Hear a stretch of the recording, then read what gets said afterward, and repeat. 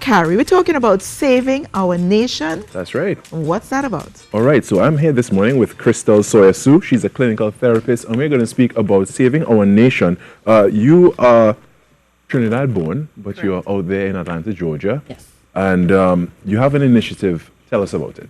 So my initiative is to make Trinidad a safer place. And I know there's a lot of human trafficking that's surfacing that actually has been here for a long time. So my job is definitely to open a safe house and team up with National Security and Children's Authority to have a safe location for victims who've been human trafficked. What data do you have, and what connection do you have with the people who are currently victims of human trafficking? Where did it come from? What drove you to do this? So in the past, I've worked with an organization that worked with children who've been human trafficked from 11 to 17, 18 years old. And there's a lot of children in our community that's being lured in by social media into human trafficking. And it's not just what we think human trafficking is. It's like when no one's being smuggled into the country in a container anymore. It's more of you brainwashing a child, especially a child from poverty, a child who's already abused or something of that nature. And they talk them into a safe place, telling them and promising them certain things, and then it turns into something else. So it's really popular because everybody wants to be loved and everybody wants to be seen and feel great. However, once you're being paid for it, that's something totally different. Yeah, it's no longer a matter of love and stuff, but rather that of abuse and exploitation. Right, and a lot of times they don't even know they're victims of human trafficking. They just think that, well, I'm working off for what I'm being taken care of. Yeah. So I'm just going to do what I need to do so I can live a good life. And again, it's them thinking that they're in love with this person who's basically the person that's selling them. Yeah. So it's like a boyfriend to them. How do you go about changing their mind, like getting rid of that brainwashing? It's definitely hard.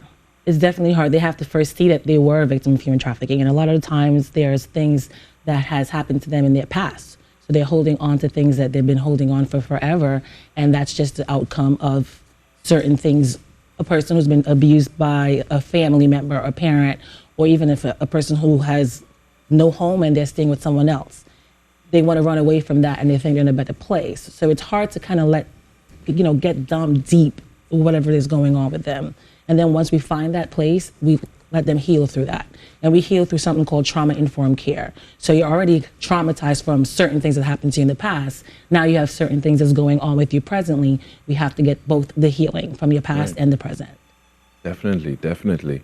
And do you have any success stories? Oh yeah, to date? I have 4 victims that's now considered survivors that are ambassadors for the organization, and they're youths. So 16, 17, and one's 18. Oh.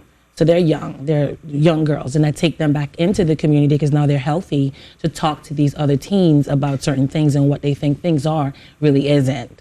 So it's good to have these young girls who have been victims to talk versus me just talking like, okay, you're someone's mom at this point. We have a person now who's their age and they get down to their level and then they talk to them and then they're like, oh wow, we never really realized it can be that bad. Children run away from home. Parents don't know where their kids are. A lot of the times it's with a boyfriend. They stay there for a few weeks, you make them feel great, you brainwash them. Now they're in love. Now they do whatever you tell them. And that's just how it goes. And then they sell themselves short. How much of an impact does it make to the young girls that may attend these sessions, hearing it from somebody around their age group who has gone through it? I think it becomes really impactful because they ask a lot of questions. So when it comes to social media, whether it's Facebook, whether it's Instagram and all these other sites, that they think Plenty of Fish and all these other sites that they fish for, back pages shut down from the government due to certain trafficking issues.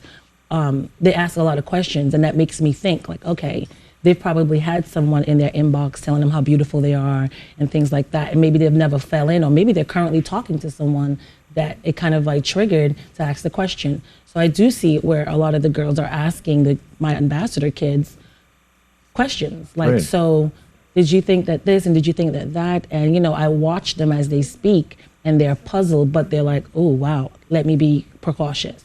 And I have girls that when I do go into schools, because I do go into schools and speak about the awareness, we have girls that definitely would pull me aside and say things like, can you read this message? Does this sound like a person? Because now I'm fearful that this is really what's going on.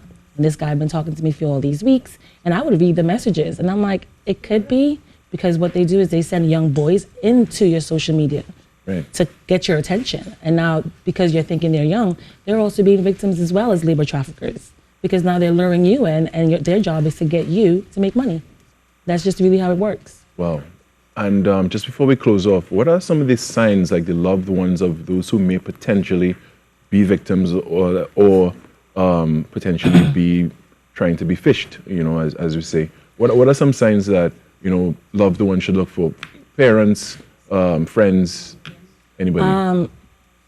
Being able to go into your kids' phones on social media and see what they have going on. If a child is so into her phone, she's rebellious, she's definitely being discreet about a lot of things, coming home late, I would say, like, check up on that kid, especially if it's a young lady. Check up on her. Just try to figure out her patterns, you know, because a lot of these kids are manipulating parents to think that they're with their friends and they're really with the guys. And then a lot of the times they do that and then let them run away. They're like, well, just leave. If your mom and you're going to have problems, just leave.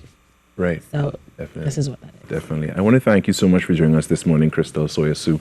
And if people wanted more information, where could they get? They can find it at savingournation.org. Savingournation.org. Correct. All right. Thank you so much.